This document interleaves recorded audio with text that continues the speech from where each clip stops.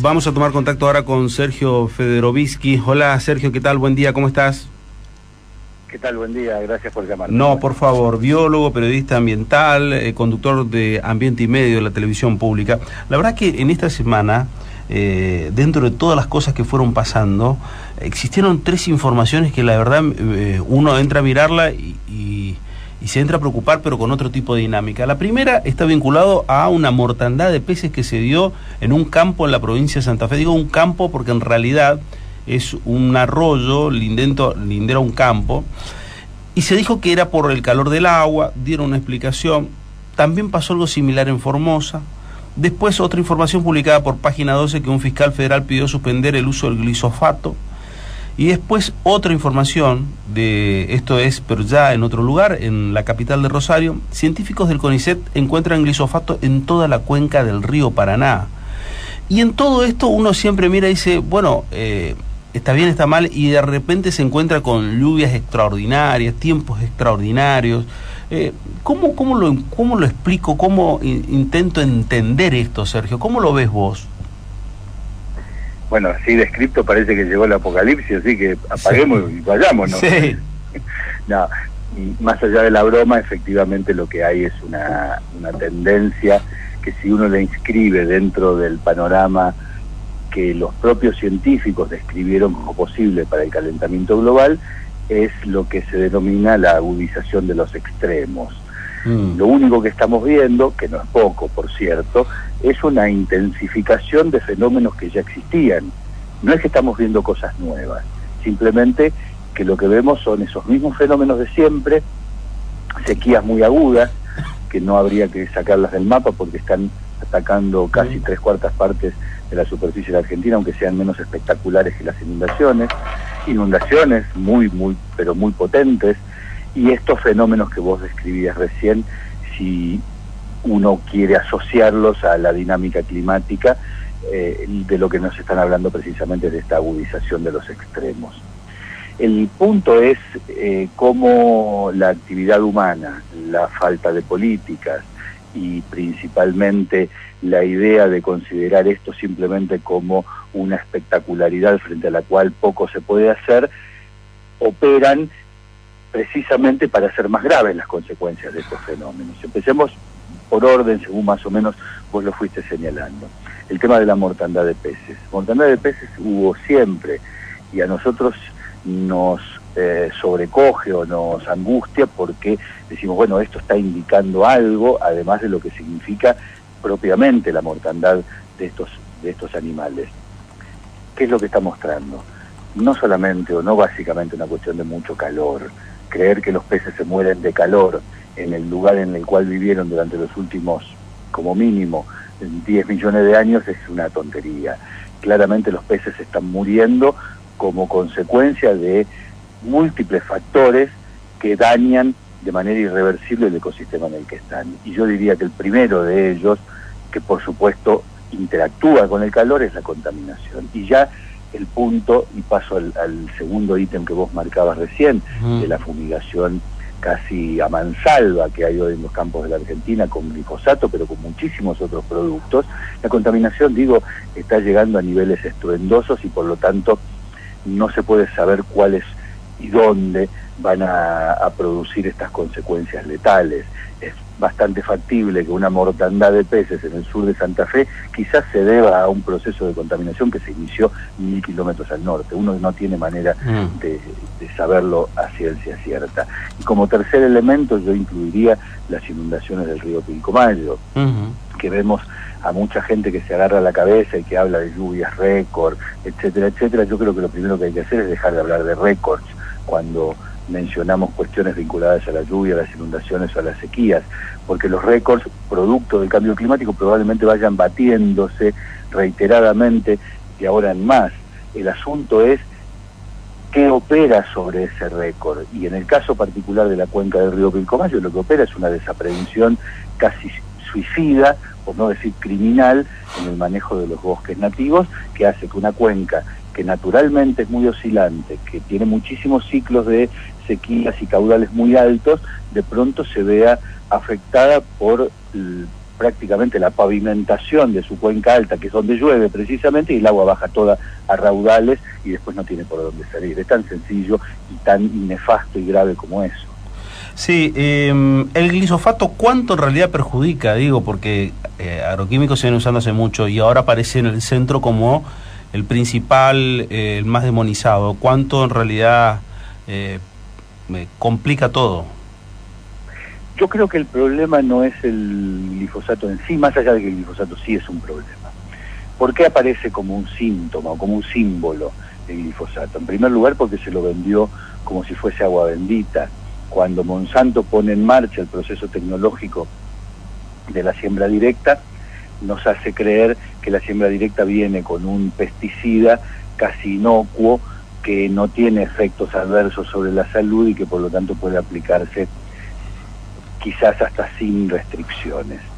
Y el punto, y por eso el glifosato es tan combatido, es que lo que se ha descubierto científicamente en los últimos 10 años es que eso no es cierto, y que el glifosato tiene seguramente propiedades cancerígenas como muchos otros de los pesticidas. Ahora, el segundo punto en el cual el glifosato es más símbolo que preocupación per se, es que justamente a partir de la siembra directa y del nuevo cambio tecnológico que ha habido en el campo y de esta idea de que el campo produce para satisfacer intereses ajenos, básicamente la soja transgénica, lo que se ha producido es un festival de plaguicidas.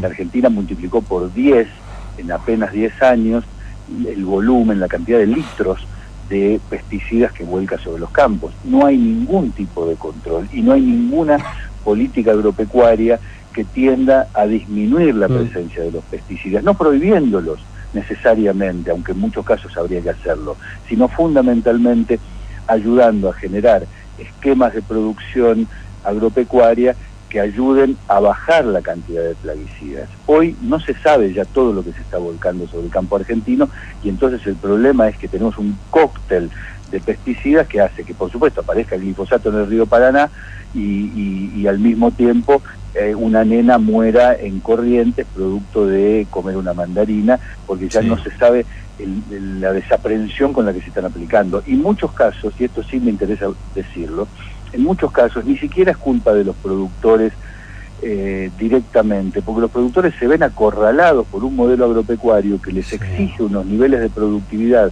y les baja la rentabilidad a tal punto que finalmente, entre comillas, los pone con la espada contra la pared y los hace producir a costa de plaguicidas, y esto obviamente después tiene un efecto sobre la salud. Entonces acá lo que está fallando es el Estado, para de algún modo planificar una estrategia de política agropecuaria y al mismo tiempo ver que todo lo que se aplica en pesticidas de un lado después se paga en salud pública por el otro. Sí, a ver, vos me dijiste en un momento dado que no se sabe cuánto se está aplicando en cuanto a lo que tenemos que ver con glifosato y todos esos químicos, pero ¿se sabe qué se está aplicando? ¿Se sabe qué tipo de químicos se está aplicando? Digo, porque lo que vos contaste en Brucuyá a nosotros nos pegó mucho, no solamente por él, sino también por el hermano que luego llegó a estar internado, volvió a su casa y volvió a estar internado nuevamente, hablando de una criatura que pasaba alegremente regresando a su casa y comió una mandarina propio de la inocencia de una criatura. ¿Se sabe qué se está aplicando en el campo argentino? No, yo te puedo asegurar que nadie sabe lo que se está aplicando. Hay algunas intuiciones que son bastante malas, por cierto. Por supuesto hay una cantidad de glifosato, como te decía recién, que decuplica y se multiplica por 10 la cantidad que se utilizaba a mediados de la década pasada, pero al mismo tiempo hay serias sospechas de que se están utilizando pesticidas que están prohibidos, que se está utilizando endosulfán. El problema es que es un desmadre, es un absoluto desmadre, porque te insisto, hay un acorralamiento de la política agropecuaria argentina para que produzca más, y fundamentalmente con mucha presión de productividad en campos que ya no rinden, y eso se hace a base de cualquier cosa que se le pueda echar encima. No hay ningún control. Lamentablemente estamos en el reino del envenenamiento masivo. Y no tenemos más desgracias, quizás yo creo más por suerte que por otra cosa. A ver, ¿y cuánto va a tardar eso? En el cinturón verde de La Plata, de la ciudad de La Plata, que es uno de los cinturones verdes de producción de hortalizas y verduras de hoja más importante de la Argentina, se ha descubierto que 9 de cada 10 productos que se insertan en el mercado tienen niveles de plaguicidas por encima de lo aceptado, y hay un trabajo hecho por el SENASA, es decir, por el Estado argentino, no por una ONG, que demuestra que en el mercado central de Buenos Aires el 60% de la mercadería tiene trazas de venenos y plaguicidas muy por encima de los niveles aceptados. Eso está hablando de un desmadre del sistema, claramente, no está hablando simplemente de productores desaprensivos, está hablando de un sistema que está funcionando a base de pesticidas como combustible principal. ¿Esto es potestad exclusivamente de la Argentina o a nivel global o a nivel Sudamérica está viviendo toda Sudamérica este mismo tipo de realidad? Hay una tendencia regional, pero el problema es que en la Argentina esa tendencia está multiplicada y agravada, porque la Argentina eligió un camino de producción agropecuaria más pensando en satisfacer la caja y vender soja transgénica a como dé lugar, que y con las dificultades que eso tiene en términos de producciones locales, etcétera, etcétera, que ha agravado muchísimo el problema. La Argentina es, como dijo la periodista francesa Marie-Monique Robin en su libro sobre la historia reciente de Monsanto, la Argentina es el mejor alumno de Monsanto, y el mejor alumno de Monsanto no se dedica a hacer producción sana, sino todo lo contrario. ¿No hay política ambiental, dijiste? Este gobierno se va a ufanar de ello, de políticas ambientales, porque te va a salir con que creó el ministerio, con la presencia de Rabino Berman, de parques nacionales. ¿No hay política ambiental? Depende de lo que entendamos por política ambiental. Si entendemos por política ambiental incorporar en el discurso algunos elementos de la moda verde, por llamarlo de alguna manera, si entendemos por política ambiental promover, más que nada porque es un buen negocio hoy en el mundo, las energías renovables, si entendemos por política ambiental la sola creación de un ministerio, que es una buena noticia en sí misma, por supuesto, entonces podemos decir que sí hay política ambiental. Ahora, si entendemos por política ambiental una política de Estado que enfrente los verdaderos problemas ambientales de la Argentina, que son esto de lo que estamos hablando, los pesticidas, la minería a cielo abierto, las inundaciones, el mal manejo de los desastres y la vulnerabilidad creciente de la población, la contaminación a escala, la pérdida de especies, etcétera, etcétera, entonces yo creo que no tenemos una política ambiental y lamentablemente no las tiene el Estado argentino, no solamente este gobierno.